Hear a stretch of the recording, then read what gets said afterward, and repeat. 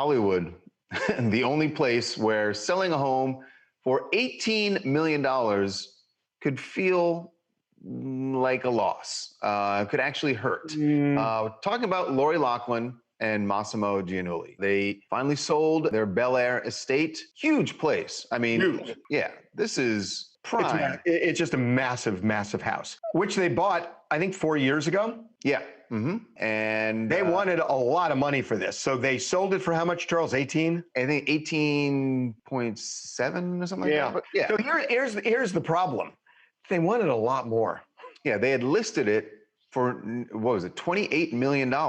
So why the $10 million drop off? Now you think, oh my God, they lost $10 million. No, they didn't. No, they didn't lose $10 million. They bought the house for just over $13 million 4 years ago. So they made money off the house. They just, you know, there are people who think it looks like a fire sale because they dropped the price so radically to unload it. And it is a radical drop because you would, the one thing that's weird about it is that if somebody lists a house for that kind of money, and if they want to drop it, maybe they drop it 10 or 20%, but this is an enormous drop. Well, what's crazy is that back in 2017, they had it on the market then as well. And at that point, they had listed it for $35 million. So it may just be that this was pie in the sky, that they thought, oh, wow, we can get a fortune for this house because it's so beautiful and whatnot. And they just couldn't do it. And they just way overlisted it. But again, that is a big overlisting if that's the case. By the way, the guy who bought the house is also very interesting because he's famous. He's famous too. You certainly use his product, or not, you don't necessarily. A lot of people.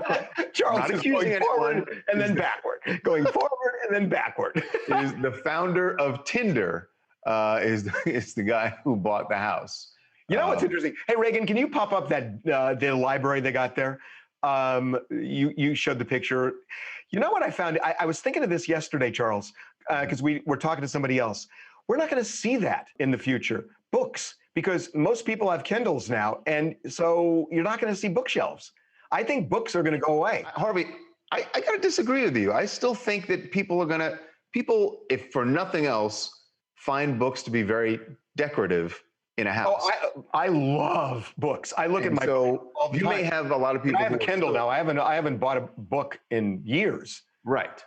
And I miss it. But you still have bookshelves in your house, right? I do have bookshelves, but I have a lot of books because I'm old. And I've read a lot of books that are hardbound books. But now, I mean, I've been using a Kindle for years.